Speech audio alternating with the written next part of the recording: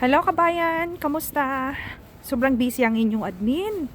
Din sobrang lamig pa. No, hindi ko ma-check ang mga PM dahil straight ako mula kahapon ng hapon hanggang ngayon, no? Straight ako.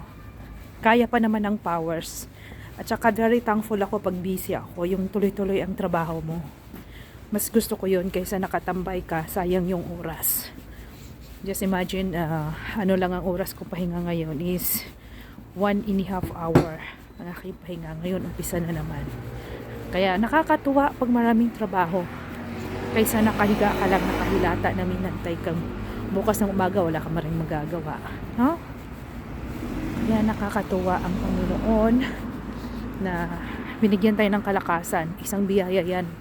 No? Unang-unang biyaya na ipinagkaloob sa atin ni Lord. Kaya, Merry Christmas! Mahiling ako sa Pasko.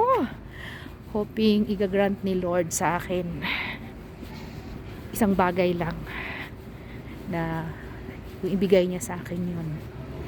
I'm very thankful. Kahit hindi ibigay, thankful pa rin ako sa kanya.